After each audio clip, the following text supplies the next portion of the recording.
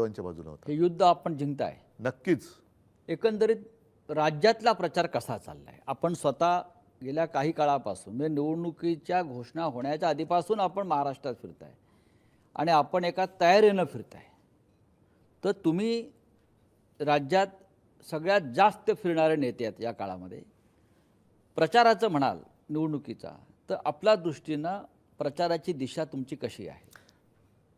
2 महत्त्वाचे मुद्दे आहेत.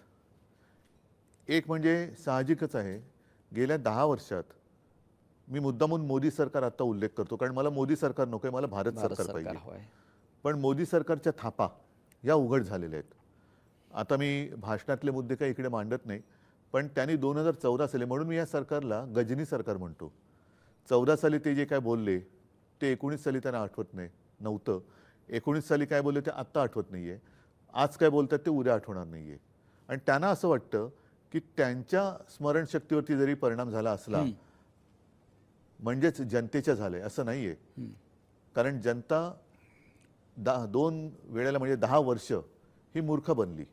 आणि ते जे एक म्हणतात ना, तुम्ही कदाचित सर्वांना एकदा मूर्ख बनवू शकता, काही जणांना तुम्ही सदैव मूर्ख बनवू शकता, पण सर्वांना सदैव मूर्ख बनवू शकत नाही.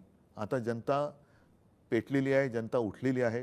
ह्यांच्या सगळ्या ज्या काही भाकड कथा होत्या, म्हणजे शेतकऱ्याचं उत्पन्न दुप्पट होणार, प्रत्येकाला घर मिळणार, बऱ्याच प्रधान किसान योजना, सन्मान योजना वगैरे वगैरे वगैरे, या भूलथापा तर आहेत. त्याचबरोबर